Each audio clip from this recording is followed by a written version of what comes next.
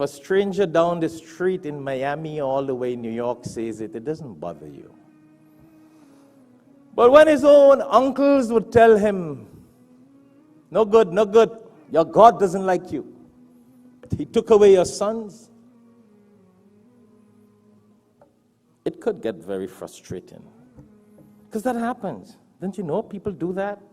If you lose your job, your friends and your family and relatives condemn you and say, look at you.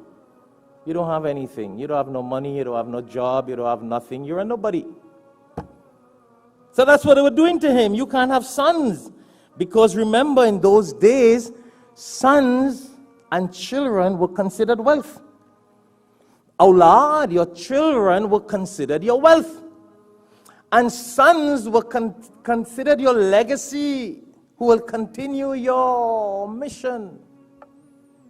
So they used to hurt him and abuse him and oppress him and persecute him. Astaghfirullah. Wow. And that's what happens today. You guys, you got to put it in our own example.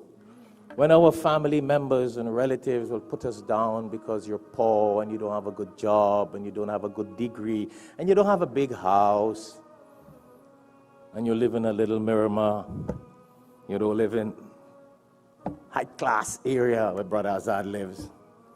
See, they will look up to Brother Azad. He lives in a gated area at a 5-bedroom house. Oh yeah, very serious. This is not a joke. I'm not saying that. This is Islamic. This has been foretold by the Prophet ﷺ. And that's what his uncles and relatives were doing to him. And what did Allah say? Inna a'tainaka al-kawthar. Allah revealed to him, O Muhammad sallallahu alaihi wasallam, don't let their words bother you.